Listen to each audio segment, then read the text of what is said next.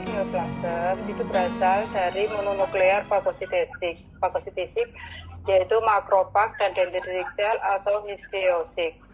Di mana dendritic cell tumor ini berhubungan dengan beberapa linik dari aksesori antigen-presenting cell atau dendritic cell yang mempunyai peranan dalam fagositosis, processing, dan presentasi dari antigen di lymphoid cell.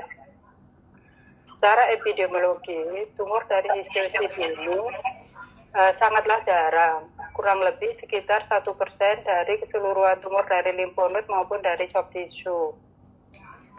Karena beberapa dari tumor ini itu sangat susah untuk diketahui sampai saat ini, sehingga insiden untuk secara pastinya masih belum dapat dipastikan.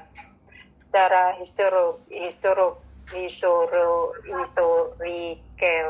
secara historinya, di mana beberapa dari large cell lymphoma dari B-cell ataupun dari tipe T-cell itu dianggap sebagai histiosit atau reticulum cell sarkom, di mana dia berdasarkan dari bentuk background dari bentuknya, tetapi sekitar sedikit jumlahnya yang memang terbukti sebagai makrophag atau dari dendritic cell origin. Tumor ini tidak berhubungan dengan jenis kelamin, ras maupun dari geografi predileksinya. Secara histogenesis, di mana tumor ini berasal dari myeloid derivat makrophag dan myeloid derivat dari dendritic cell dan stroma derivat dendritic cell. Sesuai gambar di skema 1701 bisa kita lihat tumor-tumor ini di mana ada yang berasal dari myeloid stem cell, ada yang berasal dari mesenchymal stem cell. Yang dari myeloid stem cell yaitu monosit akan terbagi menjadi makrophag, ada interstitial dendritic cell, ada Villei cell, ada Langerhans dendritic cell, ada yang interdigiting dendritic cell, plasmacytoid dendritic cell, dan akibatnya dari plasmacytoid dendritic cell. Untuk yang berasal dari mesenchymal stem cell dibagi menjadi yang folikular dari dendritic cell dan fibroblastik reticulum cell. Beberapa dari tumor ini dihubungkan kadang didahului dengan maligna limfoma, misalnya yaitu contohnya follicular lymphoma, chronic lymphocytic leukemia, beta lymphoblastic leukemia atau lymphoma, or T-lymphoblastic leukemia atau lymphoma, dan peripheral T-cell lymphoma. 13 dari follicular dendritic cell sarkom itu dihubungkan dengan rekurensi dari loss of function dari tumor suppressor gen yang melibatkan negatif regulation dari NF-kappa beta, yaitu sekitar 38% dari kasus. Dan yang berhubungan dengan cell cycle progression sekitar 31% dari kasus. Dan kemungkinan yaitu berhubungan dengan mutasi dari BRAF dan BRAF dan BRAF 600E. Pertama yaitu dari jelaskan tentang monosit, makrophag, dan histiosit. Di mana Metnikov itu merupakan bapak dari makrophag. Dia memberikan istilah fagositosis tahun 1883 yang mempunyai peranan sentral dalam mekanisme defensi dari infeksi. Histiosit atau makrophag itu berasal dari bone marrow, kemudian dia mengalami migrasi dan maturasi di jaringan yang berfungsi sebagai respon dari inflamatori di jaringan tersebut.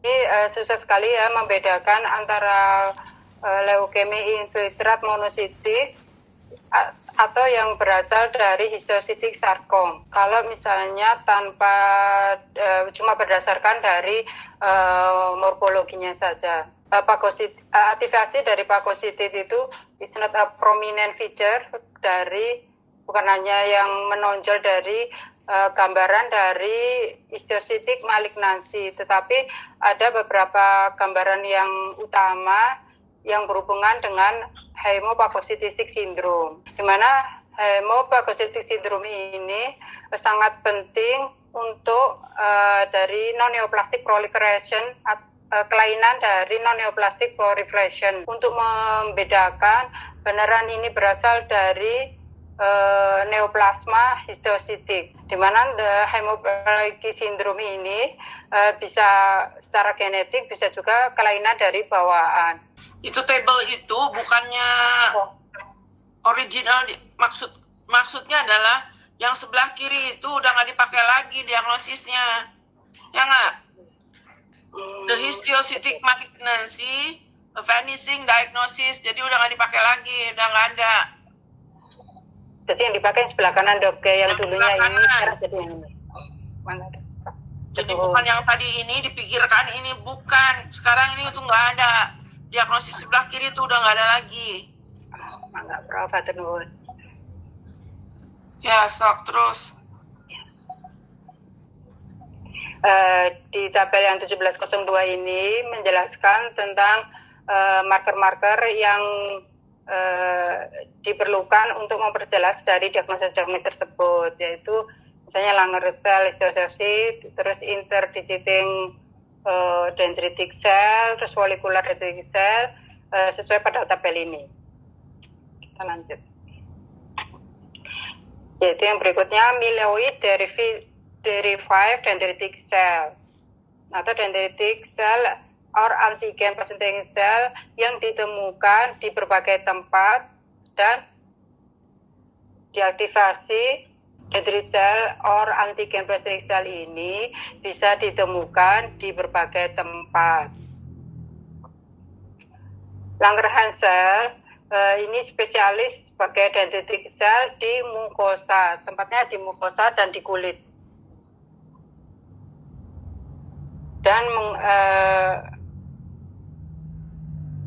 mengalami migrasi di lymphonoid melalui sistem limpatik. Klasik dari dendritic cell lineage ini dipercaya memberikan rising menjadi Langerhans cell histiocytosis atau sarkoma dan interdigiting dendritic cell sarkom. Plasmacytoid dendritic cell ini juga dikenal sebagai plasmacytoid monocyte. Dia mempunyai lineage sebagai dendritic cell yang dipercaya memberikan menjadi plastik dari plasmacytoid dendritic cell neoplasm. Untuk yang stromal derived dendritic cell type, di mana follicular dendritic cell sarkom ini dia residennya berasal dari primer dan sekunder dari B-cell follicle yang terjerembab menjadi antigen dari B-cell, di mana sel ini tidak non-migrating population, di mana dia stabil di jaringan di dalam folikel. Beda sama yang tadi dia mengalami migrasi, sedangkan kalau yang ini memang dia adanya di jaringan. Fibroblastic reticular cell ini terlibat untuk mempertahankan integritas dari limfoid dan dalam memproduksi dari sitokin dan mediator yang lain di dalam limfonod. Mereka itu merupakan suatu origin dari mesenkima dan mengekspresi terhadap SMA. Hiperplasia dari fibroblastic reticular cell, misalnya itu stromal yang overgrowth, itu biasanya bisa dilihat pada customary disease. Dan tumor dari fibroblastic reticular cell di limfonod yang mempunyai gambaran myofibroblastic tumor dan yang mempunyai gambaran myofibroblastic tumor.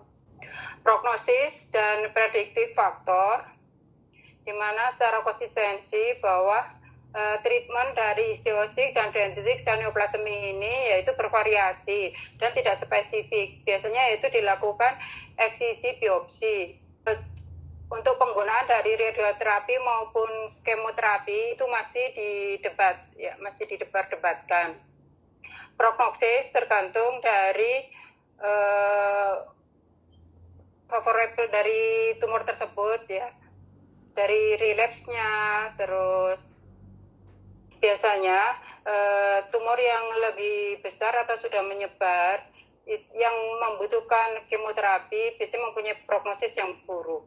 Nanti yang baca Siska. Mangga, Prof. Histiocytic sarkoma secara definisi merupakan histiocytic sarkoma secara definisi adalah suatu keganasan yang berupa proliferasi sel-sel yang memperlihatkan gambaran morfologi dan immunofenotip yang terdiri dari histiosit yang matur, di mana proliferasi neoplastik ini ada hubungannya dengan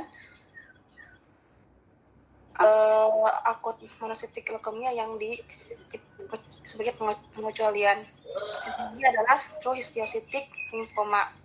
Secara epidemiologi, histiocytic sarkoma ini jarang, distribusi usianya lumayan luas, dari anak-anak sampai dengan dewasa tua, di mana paling tersering terjadi pada dewasa, usia rata-rata sekitar 52 tahun, di mana laki-laki lebih sering.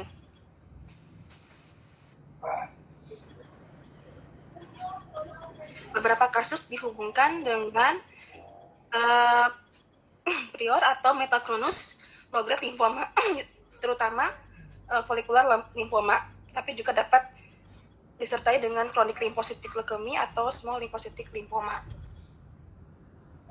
Ini merupakan gambaran histopatologi dari histiocytic sarkoma, di mana namanya difus, terdiri dari proliferasi sel-sel besar yang dibedakan secara histopatologi dengan diffuse large B-cell lymphoma.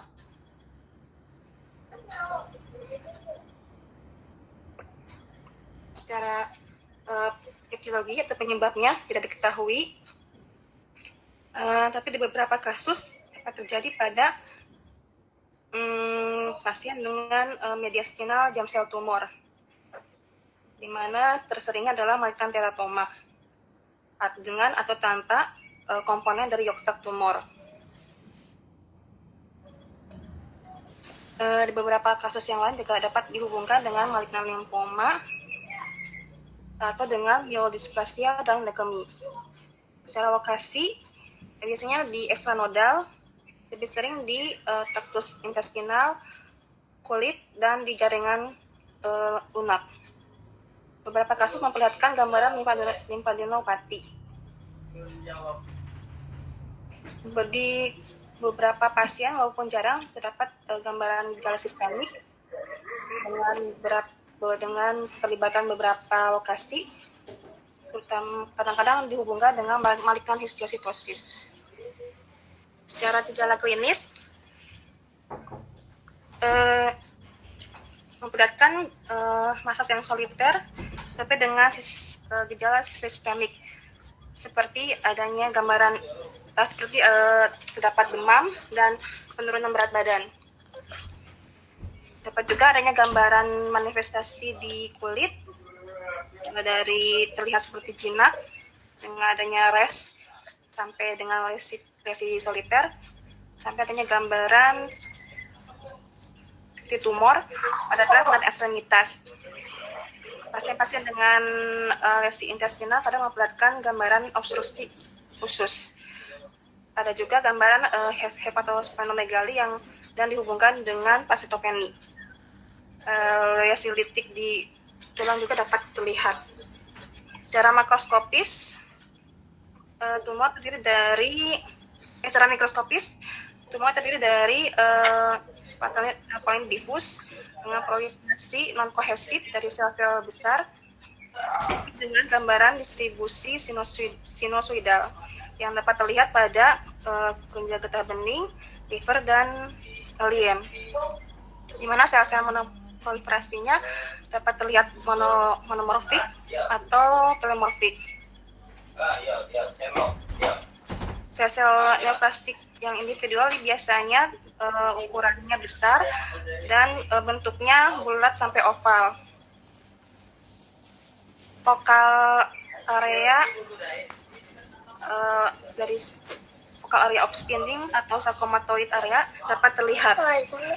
Sitoplasma biasanya banyak dan eosinofilik dengan gambaran vakuola. hematofagositosis dapat terjadi pada sel-sel neoplastik. Inti kadang terlihat besar, bulat dan oval dan irregular. Kadang-kadang terlihat eksentrik dan terdapat juga gambaran multinucleated starch. Kromatin biasanya vesikular dan atipik, variasi dari ringan sampai terlihat.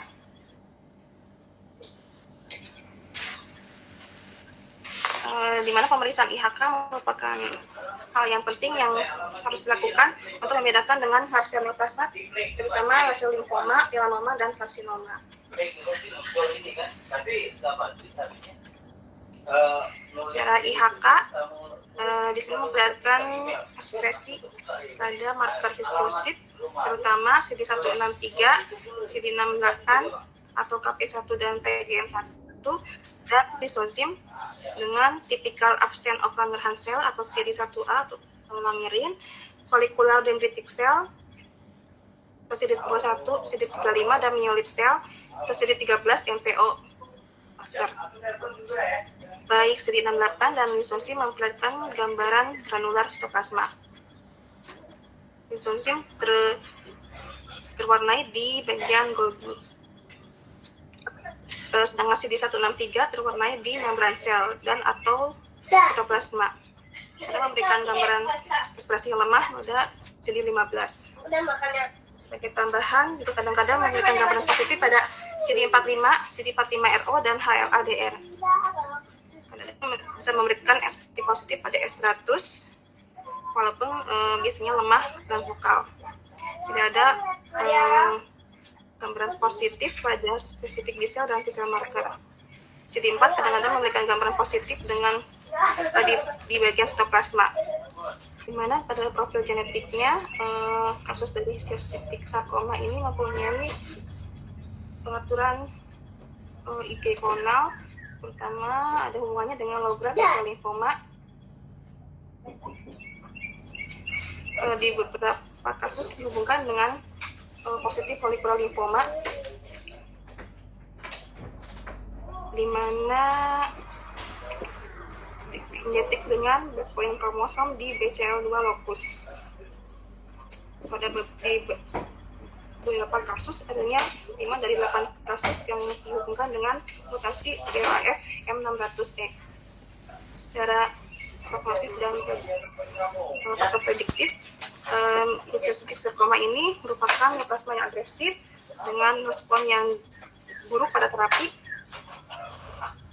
Pada sebagian besar pasien, 60-80% meninggal dengan keadaan yang progresif, merupakan suatu gambaran dari stadium yang tinggi, stadium 3 atau 4.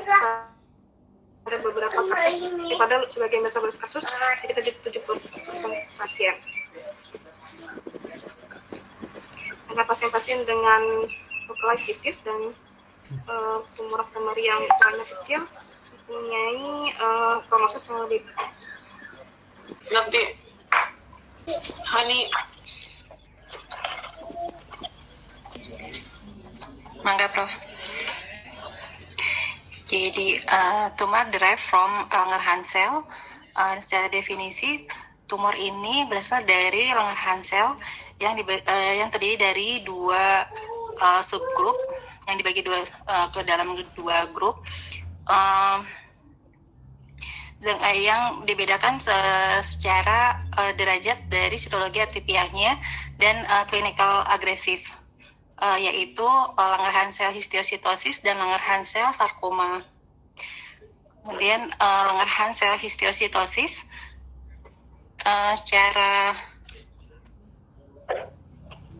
secara definisi, Langerhans cell histiocytosis ini adalah suatu klonal neoplastik proliferasi dari Langerhans cell type yang akan mengekspresikan CD1A, Langerin, dan S100 protein dan memperlihatkan Burbeck granules oleh ultrastructural examination.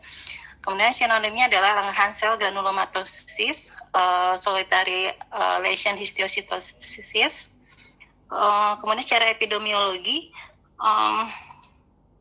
insidensinya sekitar 5 kasus dari 5 kasus per 1 million population, dengan banyak yang tersering pada childhood.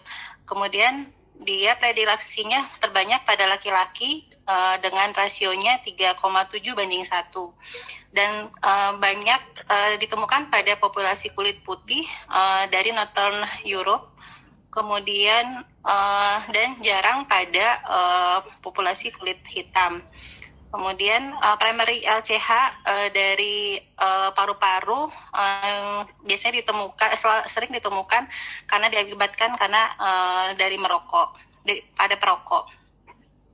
Kemudian etiologinya ini biasanya karena dari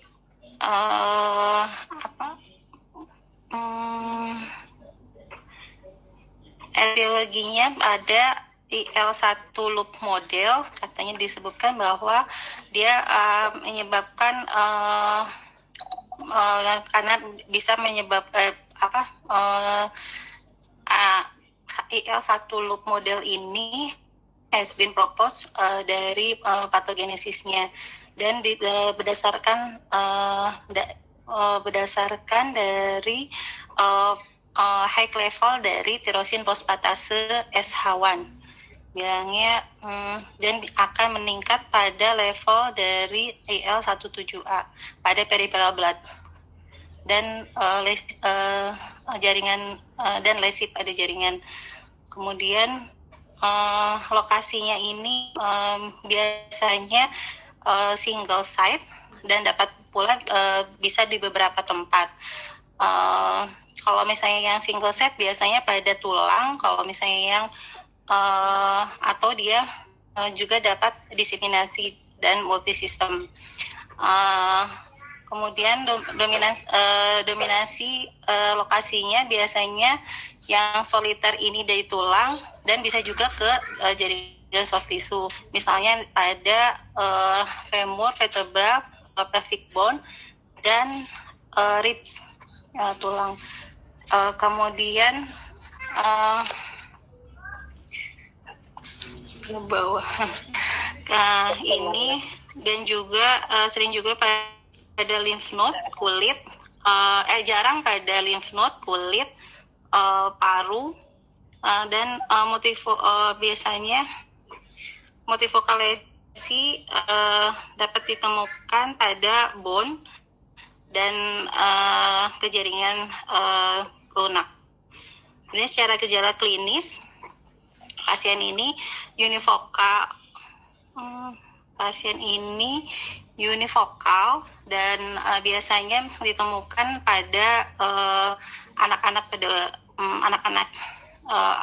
yang lebih tua dan pada dewasa.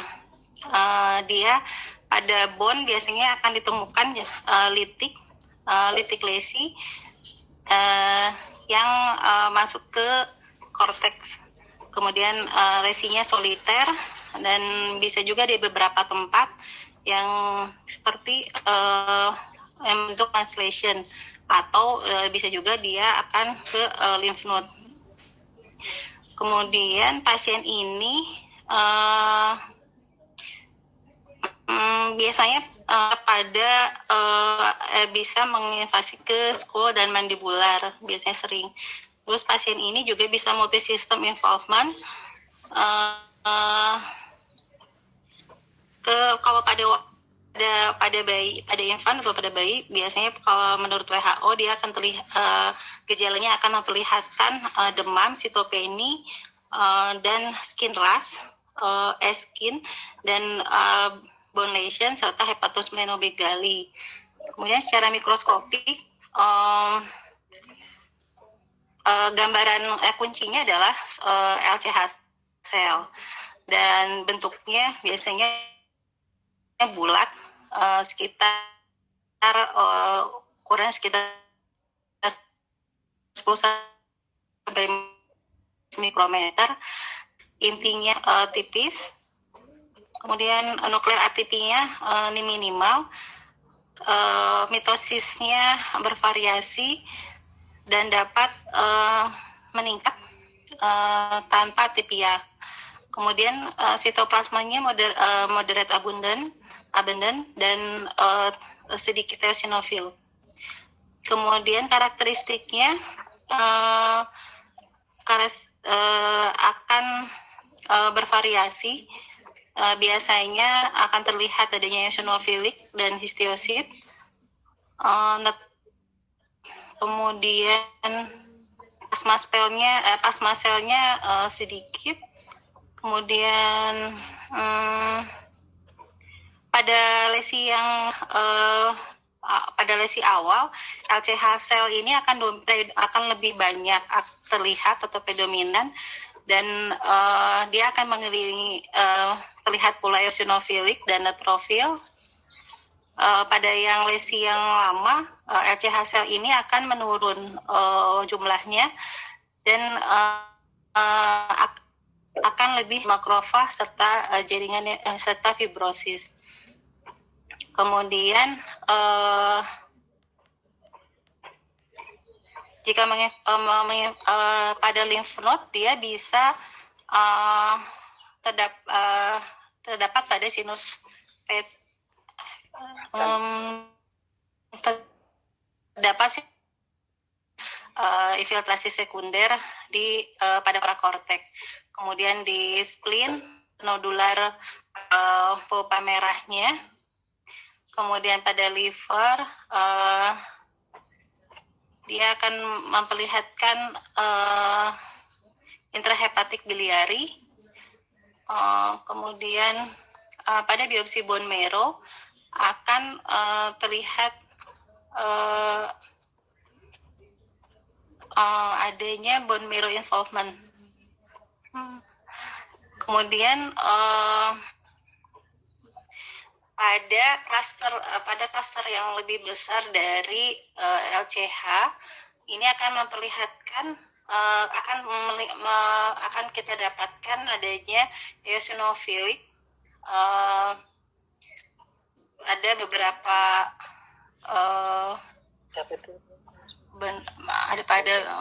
di beberapa lesi.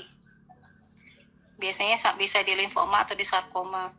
Kemudian immunofenotype juga, pada immunofenotype didapatkan bahwa LCH ini akan mengekspresikan CD1A, langerin, dan S100. Langerin dan S100 ini untuk mendeteksi pada bone marrow. Kemudian pada pada sel ini juga akan positif pada vimentin, CD68 dan HLA-DR. Kemudian CD45 ekspresi dari CD ini dan B-cell dan T-cell lineage mark rendah.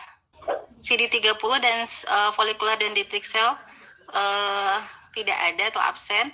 Kemudian Ki67 proliferasi indeksnya biasanya meningkat. Kemudian genetik profilnya, LCH ini akan memperlihatkan klonal X-linked androgen reseptor gen. Kemudian 50%-nya akan terdapat mutasi dari BRAF. Kemudian 25%-nya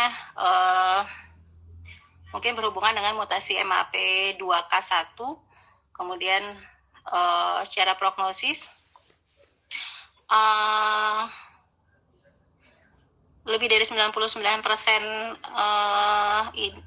merupakan unifocal disease dan 66%-nya menyebabkan kematian pada usia dewasa muda dan dengan multisystem involvement. Kemudian dan dia tidak respon terhadap terapi. Jika ditemukan mutasi BRAF biasanya tidak berefek pada prognosisnya. sebelum ke sebelum ke Langerhans sarkom, saya pengen tahu apa perbedaan antara dua ini. Ya, apa tuh perbedaannya antara dua itu? Histiocytic sarkom dan satu lagi adalah LCH. Perbedaannya hanya bisa lewat imunohistokimia, Bro. Dari HE-nya masa nggak bisa dilihat? Kira-kira dulu gimana? Kalau histiocytic sarkom gimana? Apakah ada bentuk sarkom seperti sel-sel yang gitu pada keadaan ini, ada nggak? Yang namanya sarkom di sini itu selnya panjang-panjang atau bulat-bulat? Bulat-bulat, terus kami bilang tidak menunjukkan bentukan sel yang seperti sarkoma. Ya, itu nomor satu perbedaannya. Terus kedua adalah yang histiocytic sarkom itu, apa perbedaannya dengan yang LCH? Coba Bayu, apa kamu bisa?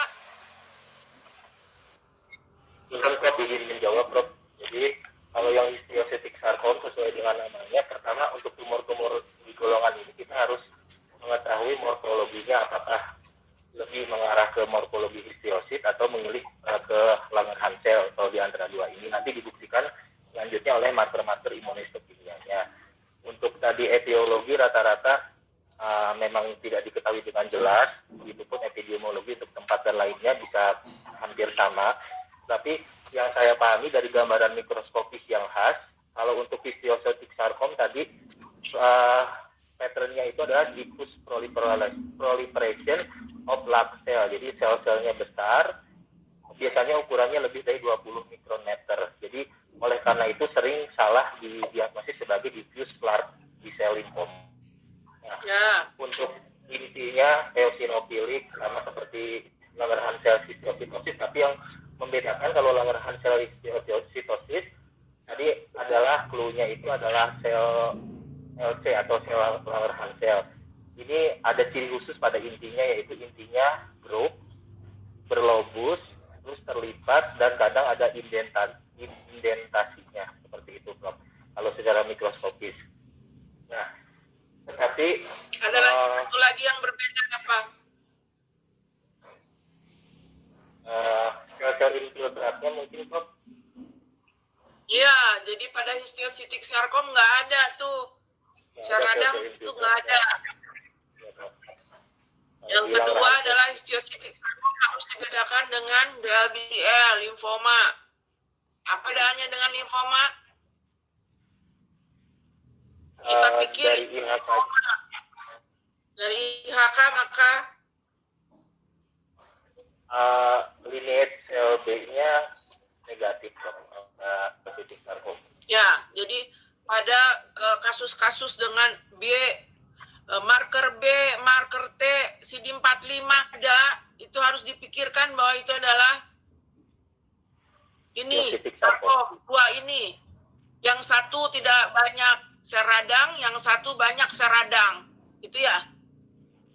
Betul? Iya, Bro. Kalau dari penjelasan. Ya, Bro. Kalau yang Langerhans cell kan banyak sel radang. CD20 di LCA tuh nggak ada, negatif dia. Bukannya ada, kamu bilang tadi ada. Salah terjemahannya.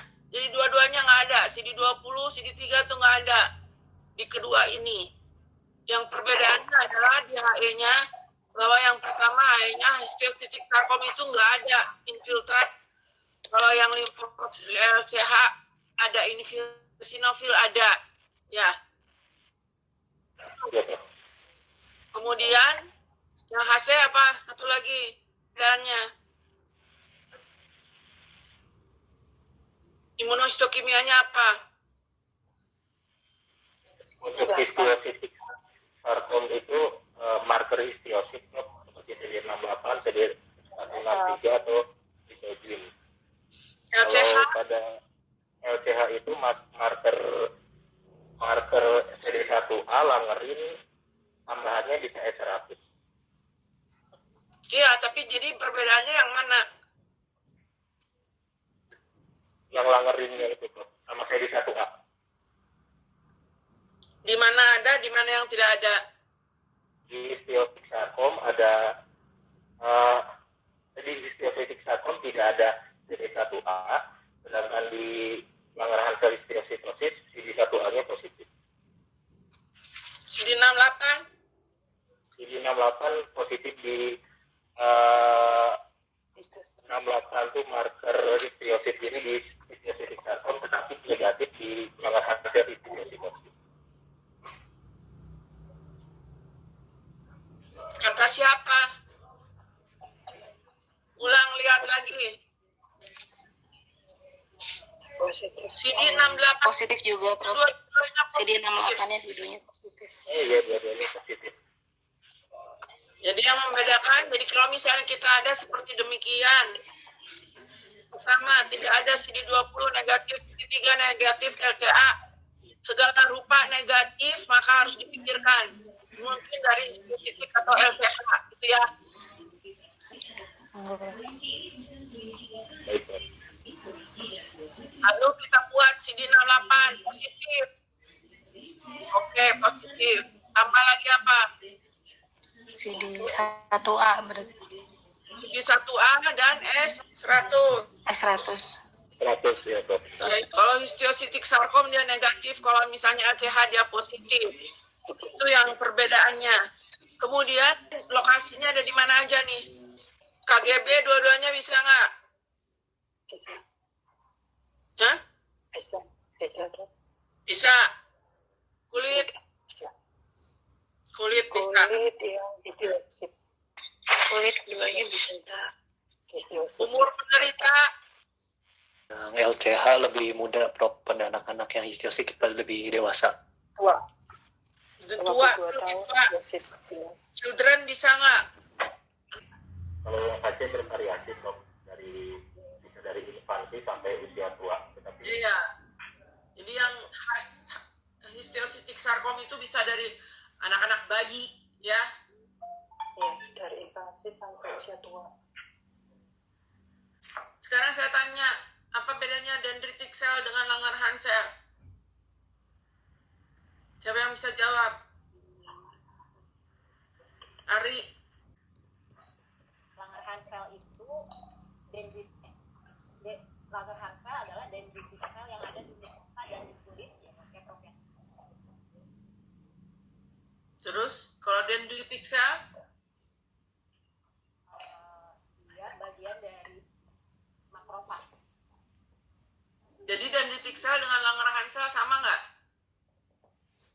Kalau dari definisi sama, Prof, cuman untuk membedakan tempatnya. Ya, jadi sama, hanya lokasinya yang berbeda. Kalau di kulit namanya Langerhans cell, semua dendritic cell sepertinya itu namanya harusnya. Di kedua itu namanya Langerhans cell di skin and mucosa. Oke, kita terusin. Ganti. oh, baik, Prof. Selanjutnya adalah tumor-tumor yang berasal dari derivat Langerhans cell yang kedua, yaitu Langerhans cell sarkom.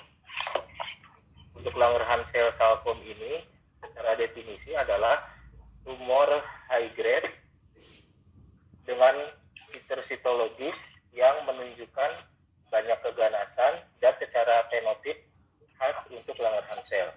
Secara epidemiologi ini rare atau langka atau jarang. Kebanyakan kasus dilaporkan pada usia tua, usia adult, dewasa, dengan umur mediannya yaitu 41 tahun, dengan range usia 10 sampai 72 tahun. Beberapa kasus yang rare juga dapat berhubungan dengan limfoma, yaitu folikular limfoma. Secara etiologi terdapat kasus yang pernah dilaporkan, yaitu beberapa kasus berhubungan dengan sekuensi dari Merkel cell polymavirus. Untuk lokasi yang paling sering terjadi adalah kulit dan soft tissue yang melapisi kulit di bawah kulit tersebut. Tetapi juga dapat terjadi keterlibatan multi organ yang dapat mengenai limfonodi, paru-paru, liver, spleen, dan juga tulang. Secara gejala klinis, sebagian besar kasus ini adalah ekstranodal, terutama mengenai kulit dan tulang, dan juga multifokal. Selanjutnya, secara gejala klinis, kebanyakan kasus adalah high grade atau high stage, stadium lanjut, itu stadium 3 sampai 4, yang hampir ditemukan pada 40-44% kasus. Hanya terdapat 22% kasus yang primernya di kelenjar getah bening. Untuk keterlibatan hepatosplenomegali dan pansitopeni, masing-masing dilaporkan 22% kasus dan 11% kasus. Secara mikroskopis, gambaran yang paling menonjol dari tumor ini adalah terdapatnya tumor-tumor sel yang terdiri atas sel-sel yang pleomorfik dan sangat menunjukkan gambaran sitologi tumor ganas.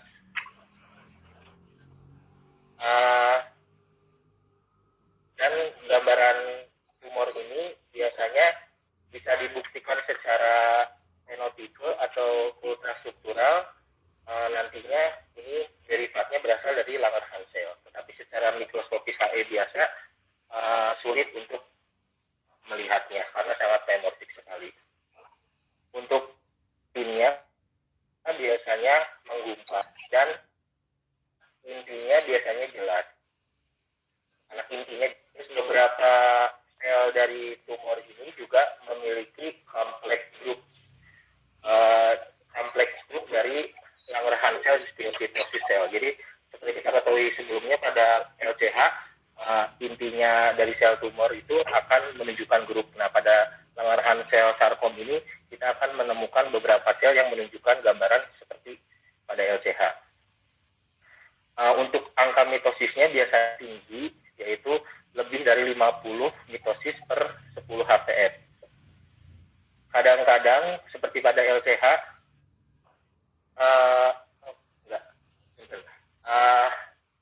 kadang-kadang sel tumor ini bisa bercampur dengan sel eosinofil walaupun sangat jarang sekali. Secara ultrastruktur seperti pada LCH, ini kan tampak gambaran Birbeck granul. Dan untuk gambaran desmosom atau junctional tidak ada. Secara fenotipe, imunophenotype IHK ini identik dengan gambaran sel pada tumor LCH. Walaupun kadang-kadang pewarnaan untuk marker-marker secara satu-satu atau individual hanya dapat positif vokal saja. Untuk sel normal counterpartnya ini berasal dari sel Langerhans matur.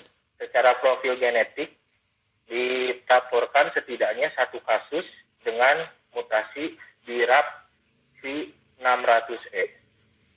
Secara prognosis ini adalah merupakan tumor yang agresif, termasuk tipe yang high grade, dengan angka kematiannya lebih dari 50%. Untuk gambarnya, ini pada gambar 17.11 menunjukkan gambaran tumor dari Langerhans-Sell sarkom. Pada gambar A terlihat gambaran inti yang pleomorfik atau atipia inti yang sangat jelas, yang merupakan ciri dari LCS ini atau Langerhans-Sell sarkom ini berbeda dengan Langerhans-Sell histiocytosis. Pada gambar D ini pewarnaan S100 memberikan pewarnaan positif pada inti dan sitoplasma, tapi intensitasnya dapat bervariasi, bisa sedang, bisa kuat. Ini mirip dengan pada LCH juga.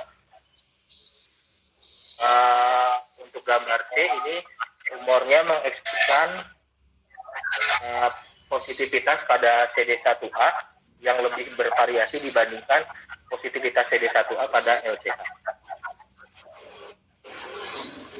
Terus pada gambar D ini pewarnaan Langerin juga positif, tetapi gambar ini tidak sebanyak pada LCH.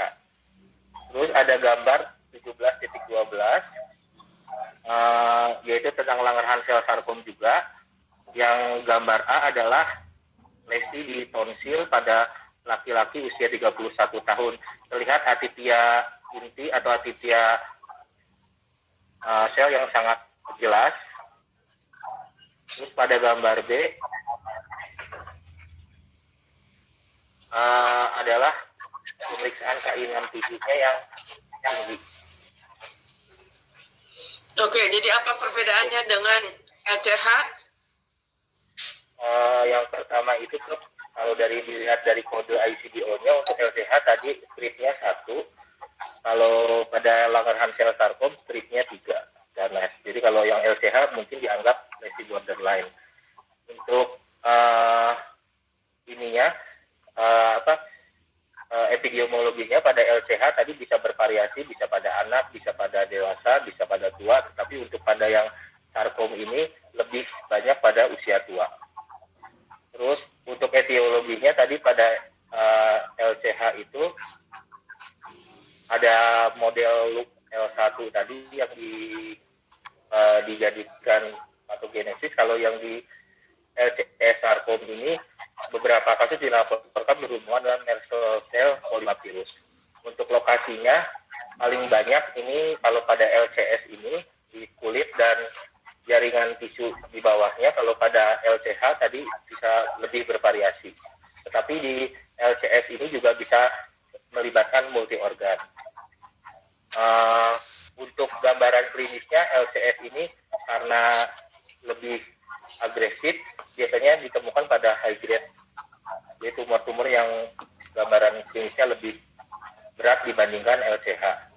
Secara mikroskopis ini perbedaan yang membedakannya dengan LCH yaitu pleomorfisme dan atipia yang lebih jelas, yang lebih dominan pada Langerhans sarkom ini dibandingkan pada LCH. Walaupun tadi dikatakan pada beberapa fokus masih terdapat kompleks seperti pada LCH. Dan angka mitosisnya juga bisa jadikan patokan pada LCS ini, Langerhans sarkom ini angka mitosisnya tinggi, yaitu lebih dari 50 mitosis per 10 lapang pandang. Untuk sel-sel radangnya, tadi kalau pada LCH sel-sel radangnya bervariasi, kalau pada LCS ini tidak dikatakan tentang sel radang yang lain, tetapi jarang ada eosinofil.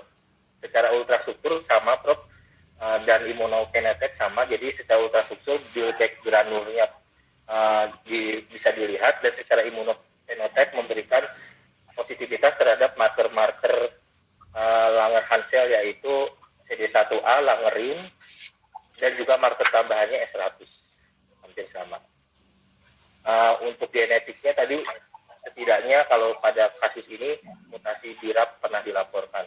Secara prognosis ini lebih buruk dibandingkan LCH. Seperti itu, Prof.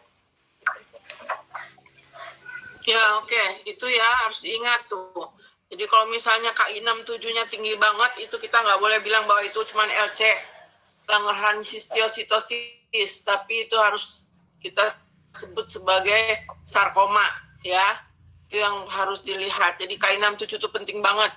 Jangan sampai kita tidak membuat KI67 gara-gara kita udah senang bahwa CD1A dan S100-nya sudah positif. Langsung kita sebut bahwa itu adalah Langerhans histiocytosis. Padahal kita harus melihat bahwa KI67-nya gimana. Kalau dia banyak sekali, maka dia kita sebut sebagai Langerhans sarkoma. Langerhans sel sarkom.